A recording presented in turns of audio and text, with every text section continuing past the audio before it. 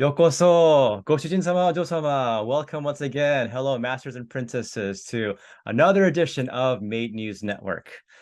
Today, I have a very special guest, and I'm very excited because I've known him for quite a few years through interacting online, and I finally got to meet him at the LA show. He is a legend to many people, and I don't know anybody out there who isn't thankful for the work he does. He is none other than Vladimir Chupin. Vladimir, thank you so much for joining us today. 始めました. Hazememashite. Yes. How are you today? I'm actually doing great today. I was very excited when you said you suggested to me to have this interview yesterday. Yeah. I was like, cool, great. Because you're also a legend to me. I've got your signed card. It's like so dear to my heart, Okay, so Legendary I know why you're a legend. Why do you think I'm a legend? I have to ask. Well, because you were very active in that Facebook group, Cafe. Okay. And I was under the impression for like many years that you're very close to the band. Well, I didn't know much about you, right? So okay. And you actually did a lot of things which really, you're one of the collaborators, I would say, because you did all those things with Herman Lee, all that stuff and things. So you were like, I thought you were almost one of the staff, kind of. Well, later I realized that you're not. Yes, so because I'm when not. I said, so the next time you see them, like tell them this, and you're like, I'm not going to meet them. So sorry, I cannot like do anything for you. That's right. Yeah, I think I've confused a lot of people. But so that's why you think I'm a legend. But Yes. let me explain to the audience why I think you're a legend and why you are. You have recorded incredibly infamous, notorious, wildly popular moments in Band-Maid concert history. Particularly when Mincho Kanami just loses it at Logos in Hamburg. It's Hamburg, correct? And Logo. it was such a great, beautiful moment. Not only that, you recorded, there's one of my favorite videos of yours that you recorded was Clang. I believe in Paris. It might have been Botsum. Where they had this Miss Kanami battle, tapping Right, where they came in and the Misa was actually tapping. So to me, those are a couple of my favorite videos. But you did something very special this time around. You actually had a chance to come to America this year. And Yes. how many shows did you actually end up attending? 10 in total. And how many did you plan on attending when you first arrived? It started with 2. That's what I had a dream about. So it was Washington, Philadelphia in my dream. Then I was trying to buy more, but then this Ticketmaster site was giving me errors and I couldn't buy anything. And then the time of pre-sale has passed, but then they added 2 more. Okay. So I bought 2 more. So initial plan was attend these 4, Washington, Philadelphia, and then Boston, Chicago. But then people started offering me, like, as Genix said, like, Vladimir, aren't you coming to Mister's birthday? I'm like, I don't have a ticket, so I don't know. I have a ticket for you. And everybody was like that, Vladimir, I have a ticket for you. So it was very good. Yeah. So you went from initially thinking 2 shows, you bumped it up to 4 shows that you bought yourself. Yeah. And then 6 more shows were given to you as a gift. I was actually buying some tickets, like in San Diego, for instance, there was a guy in LA, Aaron Typon. So he said, I have a VIP ticket. So I was able to pay him in cash and he was very happy.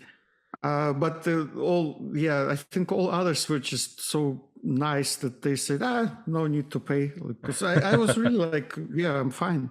I had a lot of cash at the time, so Right. I could have paid, but they said no. Yeah. So why do you think, fans were that eager to gift you with tickets? In your own Well, opinion. yeah, in my own opinion, when people say you're a legend, I'm like, it's a pretty cheap legend, just to upload a few videos to YouTube and you become a legend. That's cool. But I haven't done anything on my own. Yeah, my function was basically to hold the phone, and I happened to have a good phone which recorded pretty nice sound. But yeah, actually.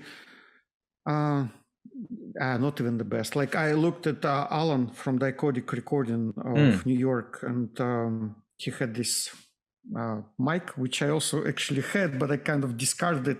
Thought my phone records better, but his qualities are better. So it was like, basically, yeah, being there and just people were saying like, how can you watch the show, enjoy the show, and record at the same time? And I remember it was during the first show in Amsterdam, in 2018. Yeah, and I was in that idea that, in order to enjoy the show, you must be just there. But then I felt like there's too much going in my head. So my attitude towards this is that. Okay, this great thing is happening right in front of my eyes. Yeah. And if it's not preserved for posterity, it's gone forever. So it's like as if it's never happened. Okay. So people say, oh, there was this great show. And you can tell these people, it was such a great show. These musicians played so well. And everybody's like, okay, okay. But it's gone, you cannot like really demonstrate. You cannot talk about musicians playing in words. You can say it was great, but what is that great? Like how great? Great as Metallica, great as like Guns N' Roses, great as what? Great as a CDC? But then you show and say, oh man, that is really great when you see the recording there. So for me, it's like preserving the cultural heritage. Yeah, I was like thinking, that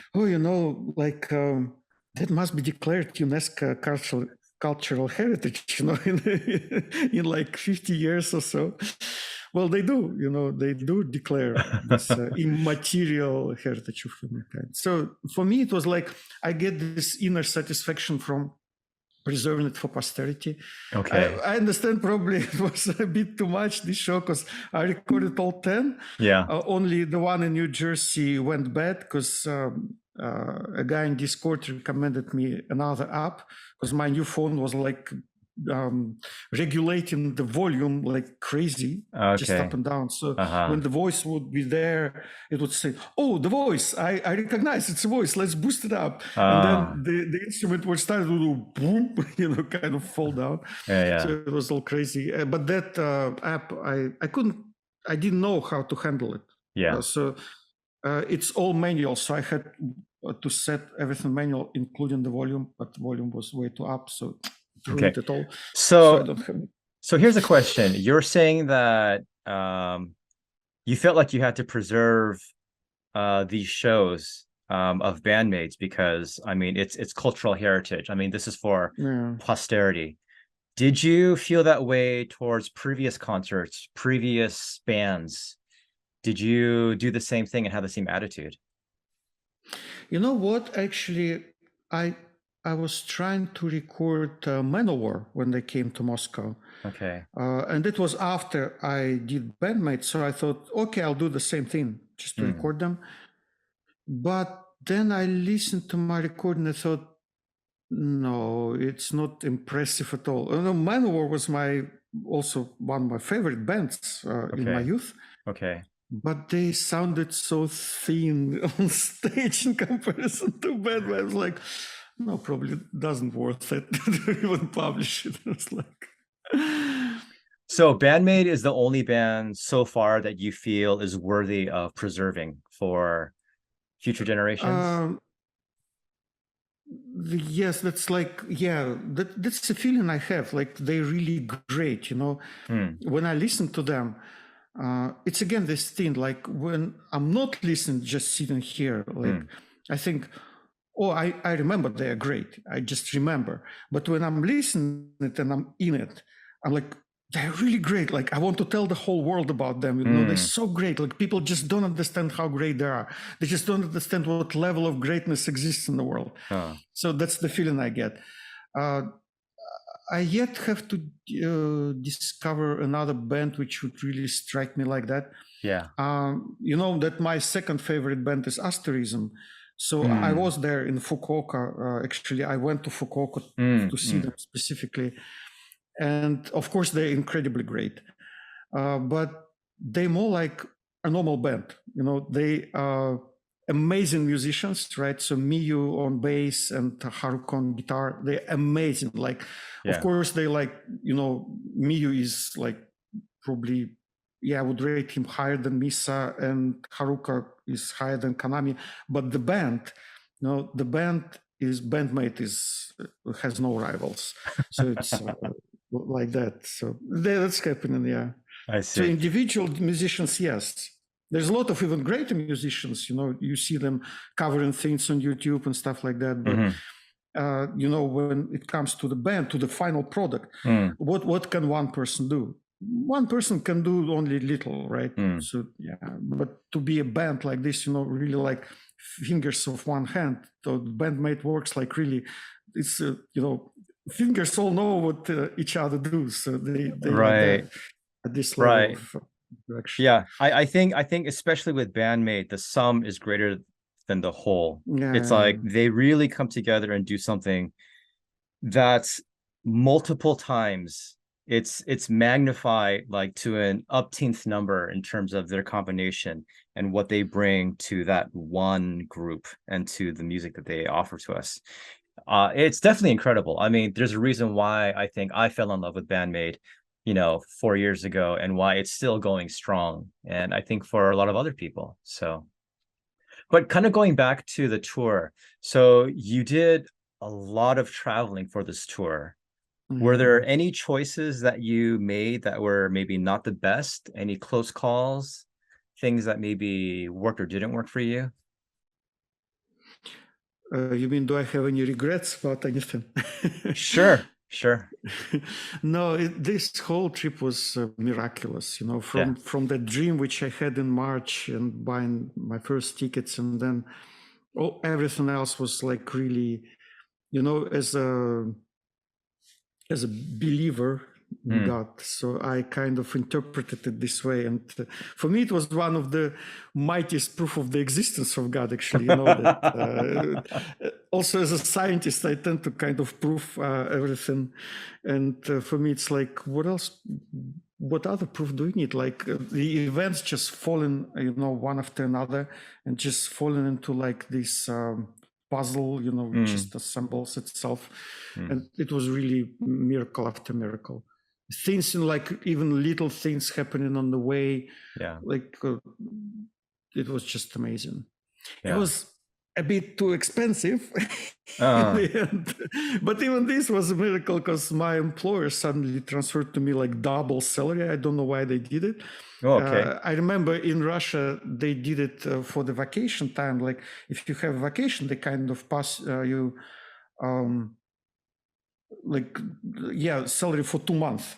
So the next month you don't get anything. So Oh, I'm okay. kind of waiting now for November. Like, will I be able to pay my bills? But at the time it was very handy because I was like these crazy hotels in States were like Uh, $350 for night, or like oh, something like 50. You know, it was crazy. okay. But otherwise, I mean, money is just money. Who cares? If you have them, you pay them. If you Bandmate is don't, you don't. Bandmate is forever, right? Yeah, So, yeah. I mean, you went to 10 shows, you recorded all 10 shows, and you're just standing there. Are there ever any times where you just feel I want to stop and just enjoy the show without recording? I figured out how to do it correctly. So Okay. in the end, I was able to be at the rail each time. So only LA was like, it was my first show, so I forgot how to do it correctly. So I was in the middle and trying with the selfie stick, as I always do. But they have a policy in Live Nation in all venues that no selfie sticks are allowed. I don't know why. Probably they think that people will fight with these selfie sticks. So what, I don't know. But they're very light. It's not like a baseball club, you know, you can kill people with a selfie stick. Whatever, yeah. And yeah, so in LA I was in the middle, and I was really probably obscuring people's view. But I was trying to hold my phone like this in the end, level of my eyes. That's what Ryan Meir was complaining in LA, that there was a guy right in front of me. He was actually short, he said, but he held his phone like above his he was holding it like this. Right. And he was holding it in front of Ryan's eyes. Take his phone and shove it. So he was really pissed off. Yeah. So I'm trying not to be a dick, you know. And next time, I always stood on the side on Misa or Konami, so not to obscure anybody's view. Right. And I figured out how to do it. So I was basically holding my phone like this. So to make it stable, so I would put it on a rail. Okay. And then I would just watch over it. So the phone would record, I would enjoy, and everybody was happy. But did you ever just want to just rock out and just let loose and go crazy?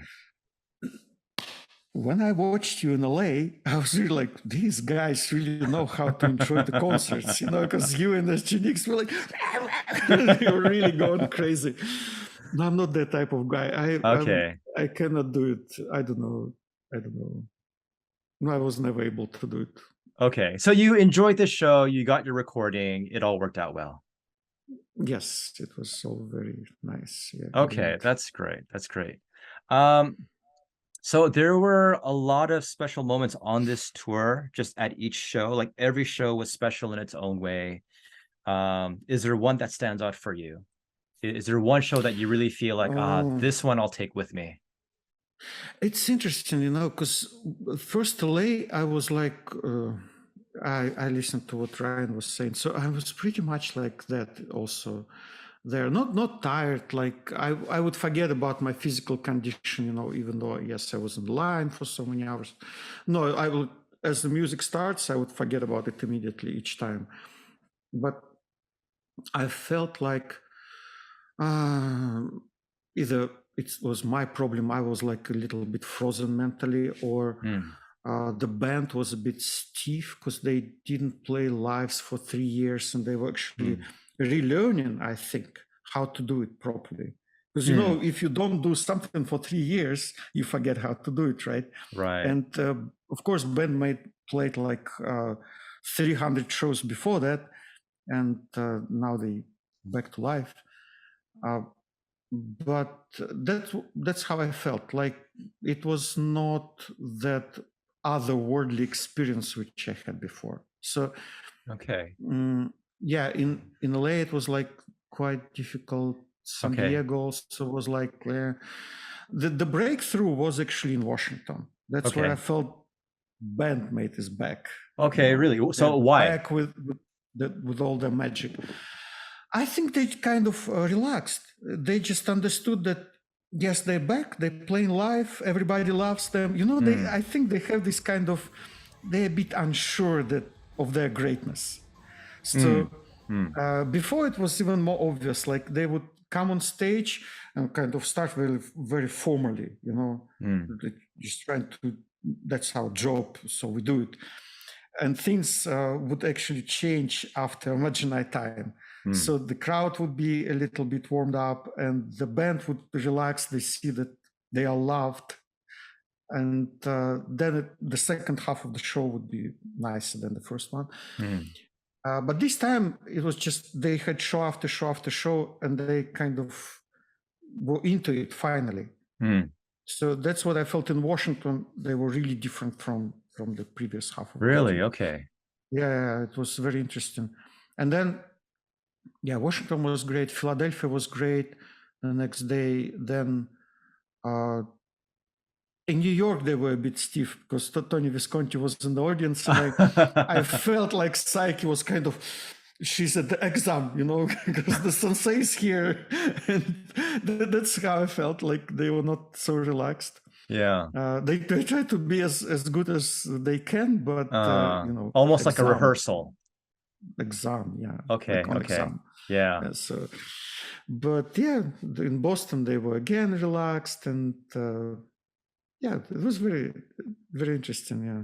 Okay. So Well, Washington was like breakthrough, but yeah, nothing very like special of any shows. okay. So then, They're all if great after all. since you're saying these things, what show to you was like peak Band-Maid OQG from all the shows that Well, you've been at? I would say that Boston probably was very interesting in this regard, because they had a very strange configuration of the stage. So the stage was like in the middle, and there was like I stood on Konami's side, and I realized that it was really another miracle. So it was the right spot for me, because there was a huge pocket there. Like they had a fence going along further, and there was like a big pocket there. Yeah. So there was some boxes stored there, and there was a guy in a wheelchair who was at the further side. And there was a child next to me, and the girls were just going there a lot.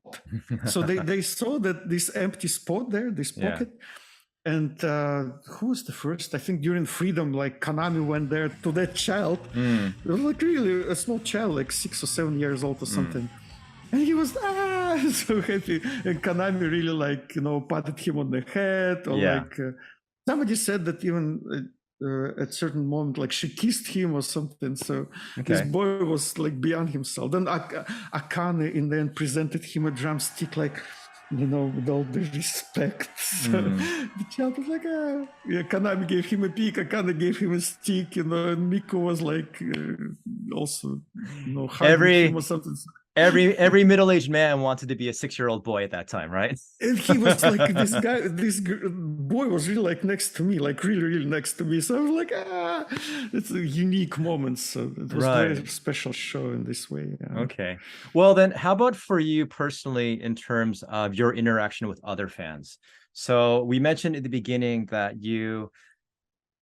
a lot of people came up to you and you didn't ask or beg, but people wanted to give you, they wanted to thank you for all the work that you've done in the past, recordings that you've made and put up on YouTube.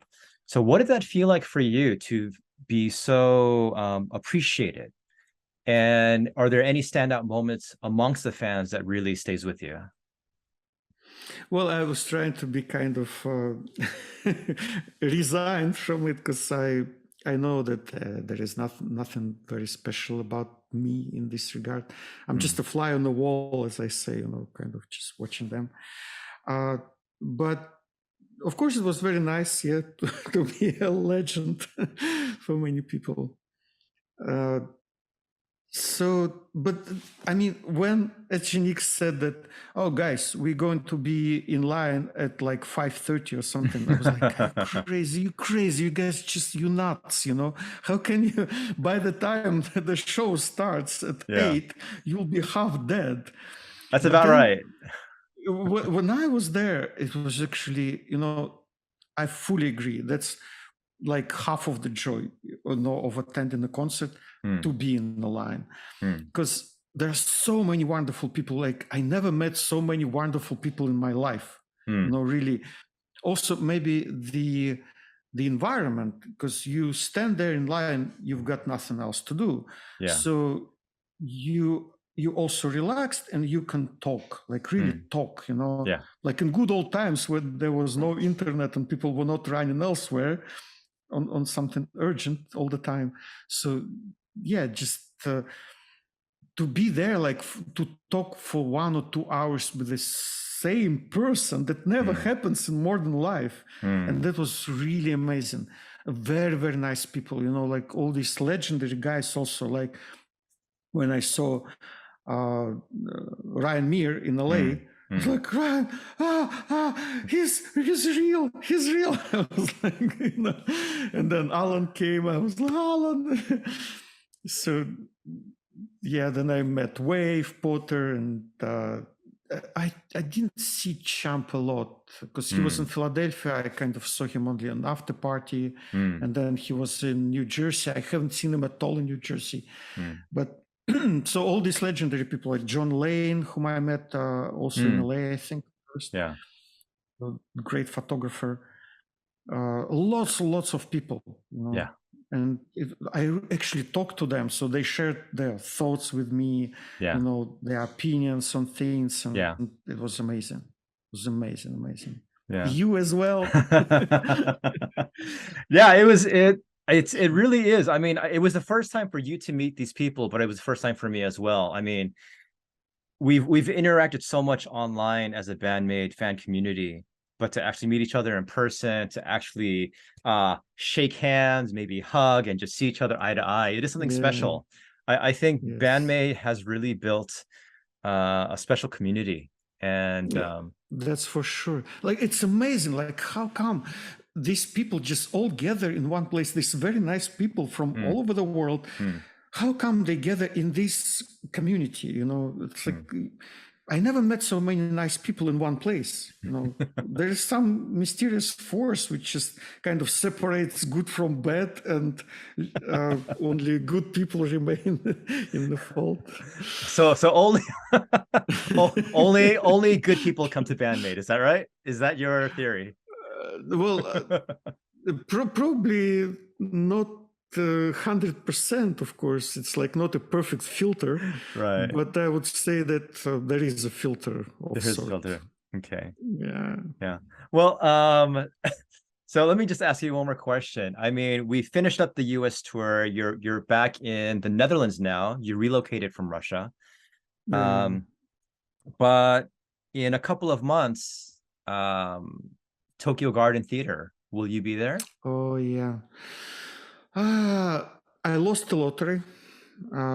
So I took it as a sign of like probably I should not go, you know. But then the Yoki if somebody were to offer you a ticket. Yeah, Yoki from Bremen offered me a ticket. Okay. So he said that he won the lottery, but he's a poor retired guy. So he said that when he calculated his budget, it seems that he will not be able to go. Okay. But now I'm calculating my budget because after this US trip, it's like, what will happen? I'll wait until end of November and see what is my condition. It will be another like $2,000 or even $3,000 or something. Yeah. So, well, I'll be there. Like I can go there. Actually, it will not be that expensive because the hotels in Japan. I remember in Fukuoka I stayed like for $60, and even the most expensive hotel were in Kobe. Yeah. It was like this 5-star hotel or something next to Kobe Harbor Studio. Still, it was like $150 or something. So it was like not that much. And there is a hotel in this Tokyo Garden Theater. So I'll have to look how much is it. Yeah, if I go just for one day, that will be not much, probably like 2,000 here with the ticket and everything. Yeah, so no, I mean, I'll think about it. Yeah, I'll be there to watch them there. So maybe we can meet up again. Yes, that would be nice. I'll think about it. Yeah, I'm like. Okay, well, we don't have too much time left, but I did want to ask you at the beginning, but forgot to. What was your introduction to Band-Maid? Do you remember what song it was or what it was that pulled you in? Yeah, actually, I remember it pretty well. It was, I was sitting in a hotel somewhere in Kazakhstan. I was on business trip, and business trip was already over. So like next day, I was going to fly back. And I was just sitting during the night, you know, kind of already relaxed because I was already in a free state of mind. So I was just going through YouTube videos, whatever YouTube was going to suggest me. And I remember that thing that Thrill, this white square, was popping up there like for months already. So YouTube was really pushing it to me. and I didn't want to click it because I was like, okay. I was, I started to listen to Japanese music in something like 2010. I started with Vocaloid. So I read an article about Vocaloid and thought, oh, it's an interesting concept, interesting software. So I went in search of things, and so I found these amazing metal bands with Vocaloids like Utsupi, Yupi, all these great guys. Then I listened to more like Bleach, very great band, three girls from Okinawa. So YouTube knew that I kind of listened to Japanese music. And finally I was sitting there during the night, and I finally clicked that thing. And just before that, I was listening to Metal Cohen, a female drummer. She was immensely popular on YouTube, and she's still immensely popular. She gets like 100 millions of views, just a pretty girl playing drums, that kind of stuff. But I was like thinking, she's not playing that good. Her double kick is like she's butchering up. It's like she's not playing it right or something. And then I heard Akane playing it in Thrill, and I was like, oh man, that's really amazing. It's like really, a level higher for whatever I heard before. And I was like a huge fan of Metallica. And so Lars Ulrich was a great guy playing double bass as well, double kick. So I knew, how it would play. And Akane was like really up there. And then what else did I even don't remember. I remember I was very much confused about band Michael, because is it the same band? They look differently, so I couldn't really recognize them in different outfits. And then I was even reading about it, and then I went to Facebook page, and there was a list of upcoming concerts. So I saw, Helsinki is like close to Moscow, but I never been to Helsinki. Amsterdam. I'm going to Amsterdam on my business trips, like every month. So I'll go to Amsterdam. It was like really breakthrough for me. It was like I was not going to concerts like for 20 years. So it was like that. Yeah, it's crazy. Just a little click, a little video, and then your whole world changes. So it's pretty incredible. And YouTube was like, you need it. That's why. Well, we're just about out of time, but is there anything that you want to say to all the people out there in the Band-Maid community? Well, Band-Maid community already knows everything about Band-Maid. So but for you, that's something that comes from your heart, something that you want to share or say to them. Well, I may summarize like what Band-Maid is all about. For me, I often keep saying that they really like saved my life. So I don't know if actually life or no life, but they really want to change the world for better, And I think actually that's one of the big reasons why people listen to them. They're not just a musical band. People are very pessimistic now about the world and the situation in the world, but Band-Maid is trying to actually remember those great bands in the 70s, like starting from say like Black Sabbath or Ozzy Osbourne, with all these War Pigs and stuff, all these bands stopping Vietnamian War and things, and there are no more such bands in the world, and I feel that Band-Maid is trying to be that force in the world. So well, I understand it's not a religion. Just yesterday I was searching like metal is a religion, take it to the grave. That was what Manowar was saying. And there are even articles in Guardian, like which music can be considered a religion. So in a sense, I would say that, Band-Maid is such force in the world, almost a religion. So okay, that's my feeling. No, thank you for sharing that. Thank you for sharing that. They are definitely, I think, a positive light in the darkness to a lot of things. Unfortunately, we are just about out of time today. I hope I will talk to you again more outside of this interview. We'll catch up more. Because you Oh. have free Zoom, right? You have free Zoom account. I recognize it. Yes. Where's the limit? Because 40 minutes. I was actually going to offer you my Zoom because I have paid account, unlimited. We'll talk about that later. I've been exposed. Okay. Well, No, it's hugely expensive. The paid Zoom is like crazy expensive. Okay. All right. Thank you again so much today for the interview, Vladimir. Thank you very much for talking to me. It's always so fun talking to you, and I never know Yes. where this conversation will go. But thank you again. This has been Made News Network. Please watch the video, like it, make a comment, say some good stuff about Vladimir. He wants to hear it. He really does. Subscribe, please share, and we will see you again next time. Bye. Peace.